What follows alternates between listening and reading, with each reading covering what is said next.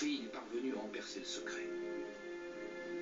Ces torpilles, créées par les Russes, sont capables par un système dit de supercavitation, formant une enveloppe de gaz autour d'elles, d'atteindre des vitesses vertigineuses, plus de 500 km/h sous l'eau, alors que la vitesse habituelle ne dépasse guère 60 km.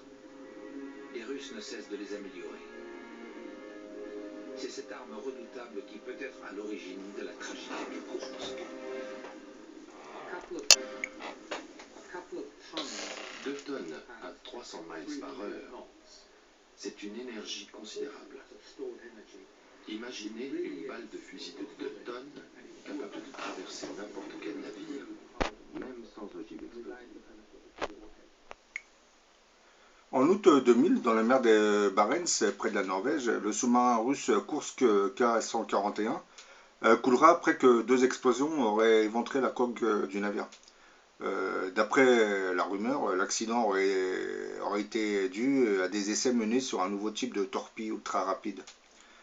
Quelques mois auparavant, un homme d'affaires américain, Edmond Pope, avait été arrêté et accusé d'espionnage. Il aurait tenté d'acquérir les plans de la nouvelle arme sous-marine russe.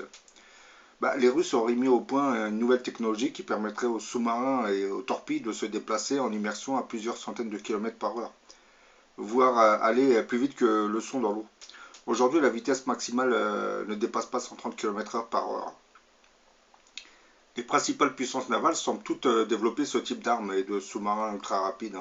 C'est une technologie qui est basée sur le phénomène de la supercavitation qui se produit lorsqu'on immerge un objet dans un écoulement liquide rapide. Des bulles de gaz se forment tout autour, ce qui diminue les frottements puisque le liquide ne mouille presque plus l'objet. Les systèmes à supercavitation constituent un bond en avant en matière de combat naval, comparable à ce qui s'était passé dans les airs quand les avions à réaction avaient remplacé les avions à hélice. 5 fois plus rapide que les torpilles traditionnelles, la torpille russe Shekval, qui peut être équipée d'une ogive nucléaire, a une portée de 7000 mètres, c'est-à-dire 7 km. La Shekval VA-111 se déplacerait sous l'eau comme une torpille, mais on l'appelle le plus souvent torpille-fusée, à cause de sa manière de générer une boule de gaz chaud qui l'enveloppe et réduit le frottement de l'eau. Ce phénomène dit de supercavitation permet au Shekval d'atteindre une vitesse de pointe de près de 500 km/h, alors que les torpilles traditionnelles filent à 130-140 km/h. C'est l'explosion de l'une de ces torpilles à supercavitation qui aurait coulé en fin de compte le sous-marin Kursk.